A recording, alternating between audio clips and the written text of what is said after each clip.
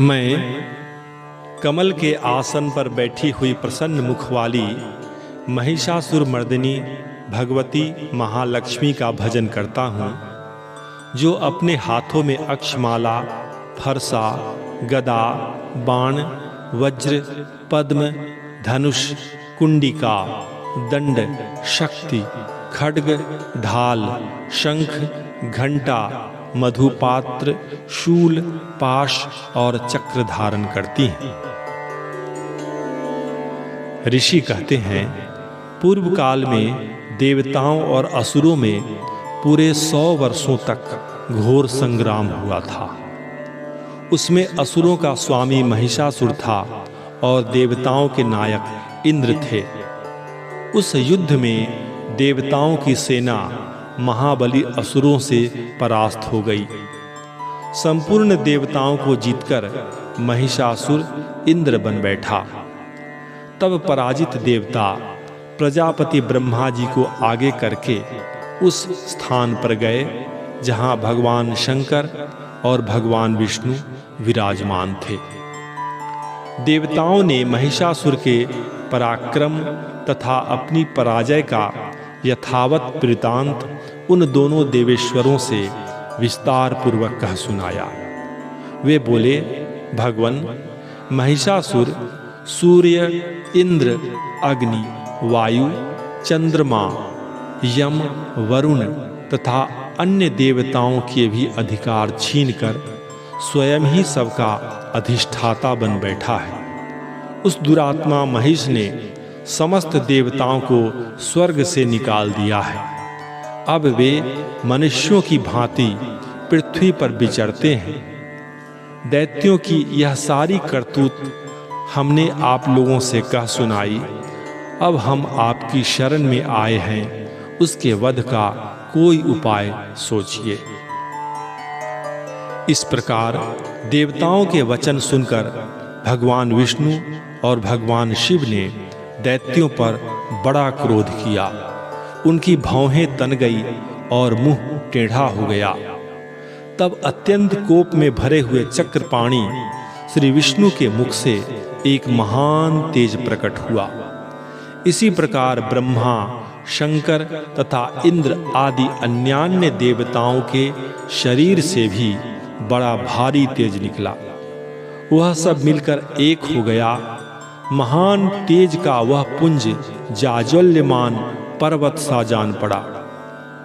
देवताओं ने देखा, वहां उसकी ज्वालाएं संपूर्ण दिशाओं में व्याप्त हो रही थी। संपूर्ण देवताओं के शरीर से प्रकट हुए उस तेज की कहीं तुलना नहीं थी। एकत्रित होने पर वह एक नारी के रूप में परिणत हो गया और अपने प्रकाश से तीनों लोकों में व्याप्त जान पड़ा। भगवान शंकर का जो तेज था, उससे उस देवी का मुख प्रकट हुआ। यमराज के तेज से उसके सिर में बाल निकल आए। श्री विष्णु भगवान के तेज से उसकी भुजाएं उत्पन्न हुई। चंद्रमा के तेज से दोनों स्तनों और इंद्र के तेज से मध्य भाग अर्थात कटी प्रदेश का प्रादुर्भाव हुआ। वरुण के तेज से जंघा और पिंडली तथा पृथ्वी के तेज से नितंब भाग प्रकट हुआ। ब्रह्मा के तेज से दोनों चरण और सूर्य के तेज से उनकी अंगुलियां हुई। वसुओं के तेज से हाथों की अंगुलियां और कुबेर के तेज से नासिका प्रकट हुई। उस देवी के दांत प्रजापति के तेज से और तीनों नेत्र अग्नि के तेज से प्रकट हुए थे। उनकी भौहें संध्या के और कान वायु के तेज से उत्पन्न हुए थे। इसी प्रकार अन्यान्य देवताओं के तेज से भी उस कल्याणमयी देवी का आविर्भाव हुआ। तदनंतर समस्त देवताओं के तेजः पुंज से प्रकट हुई देवी को देखकर महिषासुर के सताए हुए देवता बहुत प्रसन्न हुए। पिनाकधारी भगवान शंकर ने अपने शूल से एक शूल निकालकर उन्हें दिया। फिर भगवान विष्णु ने भी अपने चक्र से चक्र उत्पन्न करके भगवती को अर्पण किया। वरुण ने भी शंख भेंट किया, अग्नि ने उन्हें शक्ति दी और वायु ने धनुष तथा बाण से भरे 2 तरकस प्रदान किए। सहस्त्र नेत्रों वाले देवराज इंद्र ने अपने वज्र से वज्र उत्पन्न करके दिया और ऐरावत हाथी से उतारकर एक घंटा भी प्रदान किया। यमराज ने काल दंड से दंड, वरुण ने पाश, प्रजापति ने स्फटिकाक्ष की माला तथा ब्रह्मा जी ने कमंडलू भेंट किया। सूर्य ने देवी के समस्त रोमकूपों में अपनी किरणों का तेज भर दिया। काल ने उन्हें चमकती हुई ढाल और तलवार दी। क्षीर समुद्र ने उज्ज्वल हार तथा कभी जीर्ण न होने वाले 2 दिव्य वस्त्र भेंट किए। साथ ही उन्होंने दिव्य चूड़ामणि, 2 कुंडल, कड़े, उज्ज्वल अर्धचंद्र, सब बाहुओं के लिए केयूर, दोनों चरणों के लिए निर्मल नुपुर, गले की सुंदर हंसली और सब अंगुलियों में पहनने के लिए रत्नों की बनी अंगूठियां भी दी। विश्वकर्मा ने उन्हें अत्यंत निर्मल फरसा भेंट किया। साथ ही अनेक प्रकार के अस्त्र और अभेद्य कवच दिए। इनके सिवा मस्तक और वक्षस्थल पर धारण करने के लिए कभी न कुम्हलाने वाले कमलों की मालाएं दी। जलधि ने उन्हें सुंदर कमल का फूल भेंट किया। हिमालय ने सवारी के लिए सिंह तथा भांति भांति के रत्न समर्पित किए। धनाध्यक्ष कुबेर ने मधु से भरा पान पात्र दिया तथा संपूर्ण नागों के राजा शेष ने, जो इस पृथ्वी को धारण करते हैं, उन्हें बहुमूल्य मणियों से विभूषित नागहार भेंट किया। इसी प्रकार अन्य देवताओं ने भी आभूषण और अस्त्र शस्त्र देकर देवी का सम्मान किया। तत्पश्चात उन्होंने बारंबार अट्टहास पूर्वक उच्च स्वर से गर्जना की। उनके भयंकर नाद से संपूर्ण आकाश गूंज उठा। देवी का वह अत्यंत उच्च स्वर से किया हुआ सिंहनाद कहीं समा न सका। आकाश उसके सामने लघु प्रतीत होने लगा। उससे बड़े जोर की प्रतिध्वनि हुई, जिससे संपूर्ण विश्व में हलचल मच गई। समुद्र कांप उठे, पृथ्वी डोलने लगी और समस्त पर्वत हिलने लगे। उस समय देवताओं ने अत्यंत प्रसन्नता के साथ सिंहवाहिनी भवानी से कहा, देवी तुम्हारी जय हो, जय हो। साथ ही महर्षियों ने भी भक्ति भाव से विनम्र होकर उनका स्तवन किया। संपूर्ण त्रिलोकी को क्षोभग्रस्त देख दैत्यगण अपनी समस्त सेना को कवच आदि से सुसज्जित कर हाथों में हथियार ले सहसा उठकर खड़े हो जाने का आदेश दिया। उस समय महिषासुर ने बड़े क्रोध में आकर कहा, आह, यह क्या हो रहा है? फिर वह संपूर्ण असुरों से घिरकर उस सिंहनाद की ओर लक्ष्य करके दौड़ा और आगे पहुंचकर उसने देवी को देखा, जो अपनी प्रभा से तीनों लोकों को प्रकाशित कर रही थी। उनके चरणों के भार से पृथ्वी दबी जा रही थी। माथे के मुकुट से आकाश में रेखा से खींच रही थी तथा वे अपने धनुष की टंकार से सातों पातालों को क्षुब्ध किए देती थी। देवी अपनी हजारों भुजाओं से संपूर्ण दिशाओं को आच्छादित करके खड़ी थी।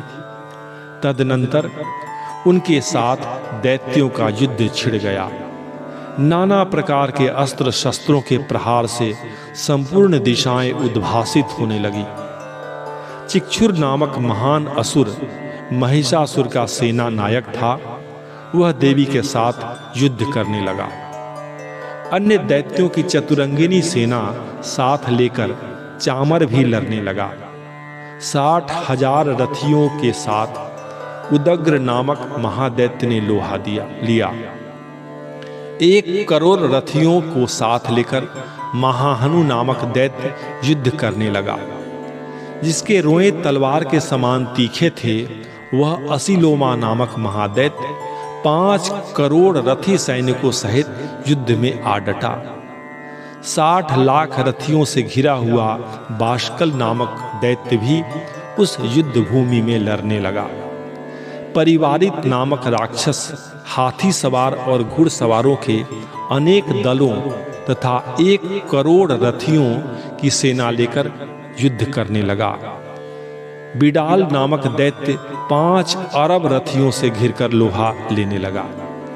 इनके अतिरिक्त और भी हजारों महादैत्य रथ, हाथी और घोड़ों की सेना साथ लेकर वहां देवी के साथ युद्ध करने लगे। स्वयं महिषासुर उस रणभूमि में कोटि-कोटि सहस्त्र रथ, हाथी और घोड़ों की सेना से घिरा हुआ था। वे दैत्य देवी के साथ तोमर, भिंदीपाल, शक्ति, मूसल, खड्ग, परशु और पट्टिश आदि अस्त्र शस्त्रों का प्रहार करते हुए युद्ध कर रहे थे। कुछ दैत्यों ने उन पर शक्ति का प्रहार किया, कुछ लोगों ने पाश फेंके तथा कुछ दूसरे दैत्यों ने खड्ग प्रहार करके देवी को मार डालने का उद्योग किया। देवी ने भी क्रोध में भरकर खेल खेल में ही अपने अस्त्र शस्त्रों की वर्षा करके दैत्यों के वे समस्त अस्त्र शस्त्र काट डाले। उनके मुख पर परिश्रम या थकावट का रंज मात्र भी चिन्ह नहीं था। देवता और ऋषि उनकी स्तुति करते थे और वे भगवती परमेश्वरी दैत्यों के शरीरों पर अस्त्र शस्त्रों की वर्षा करती रही। देवी का वाहन सिंह भी क्रोध में भरकर गर्दन के बालों को हिलाता हुआ असुरों की सेना में इस प्रकार विचरने लगा, मानो वनों में दावानल फैल गया हो। रणभूमि में दैत्यों के साथ युद्ध करती हुई अंबिका देवी ने जितने निःश्वास छोड़े, वे सभी तत्काल सैकड़ों हजारों गणों के रूप में प्रकट हो गए और परशु, भिंदीपाल, खड्ग तथा पट्टिश आदि अस्त्रों द्वारा असुरों का सामना करने लगे। देवी की शक्ति से बढ़े हुए वे गण असुरों का नाश करते हुए नगाड़ा और शंख आदि बजाने लगे। उस संग्राम महोत्सव में कितने ही गण मृदंग बजा रहे थे। तदनंतर देवी ने त्रिशूल से, गदा से, शक्ति की वर्षा से और खड्ग आदि से सैकड़ों महादैत्यों का संहार कर डाला। कितनों को घंटे के भयंकर नाद से मूर्छित करके मार गिराया। बहुतेरे दैत्यों को पाश से बांधकर धरती पर घसीटा। कितने ही दैत्य उनकी तीखी तलवार की मार से 2 टुकड़े हो गए। कितने ही गदा की चोट से घायल हो धरती पर सो गए। कितने ही मूसल की मार से अत्यंत आहत होकर रक्त वमन करने लगे। कुछ दैत्य शूल से छाती फट जाने के कारण पृथ्वी पर ढेर हो गए। उस रणांगन में बाण समूहों की वृष्टि से कितने ही असुरों की कमर टूट गई। बाज की तरह झपटने वाले देव पीड़क दैत्यगण अपने प्राणों से हाथ धोने लगे। किन्हीं की बाहें छिन्न भिन्न हो गई, कितनों की गर्दनें कट गई। कितने ही दैत्यों के मस्तक कट कट कर गिरने लगे। कुछ लोगों के शरीर मध्य भाग में ही विदीर्ण हो गए। कितने ही महादैत्य जांघें कट जाने से पृथ्वी पर गिर पड़े। कितनों को ही देवी ने 1 बांह, 1 पैर और 1 नेत्र वाले करके 2 टुकड़ों में चीर डाला। कितने ही दैत्य मस्तक कट जाने पर भी गिरकर फिर उठ जाते और केवल धड़ से ही अच्छे अच्छे हथियार हाथ में लेकर देवी के साथ युद्ध करने लगते थे। दूसरे कबंध युद्ध के बाजों की लय पर नाचते थे। कितने ही बिना सिर के धर हाथों में खड्ग, शक्ति और रिष्टि लिए दौड़ते थे तथा दूसरे दूसरे दैत्य ठहरो ठहरो यह कहते हुए देवी को युद्ध के लिए ललकारते थे। जहां वह घोर संग्राम हुआ था, वहां की धरती देवी के गिराए हुए रथ, हाथी, घोड़े और असुरों की लाशों से ऐसी पट गई थी कि वहां चलना फिरना असंभव हो गया था। दैत्यों की सेना में हाथी, घोड़े और असुरों के शरीरों से इतनी अधिक मात्रा में रक्तपात हुआ था कि थोड़ी ही देर में वहां खून की बड़ी बड़ी नदियां बहने लगीं। जगदम्बा ने असुरों की विशाल सेना को क्षण भर में नष्ट कर दिया, ठीक उसी तरह जैसे तृण और काठ के भारी ढेर को आग कुछ ही क्षणों में भस्म कर देती है। और वह सिंह भी गर्दन के बालों को हिला हिलाकर जोर जोर से गर्जना करता हुआ दैत्यों के शरीरों से मानो उनके प्राण चुने लेता था। वहां देवी के गणों ने भी उन महादैत्यों के साथ ऐसा युद्ध किया जिससे आकाश में खड़े हुए देवतागण उन पर बहुत संतुष्ट हुए और फूल बरसाने लगे।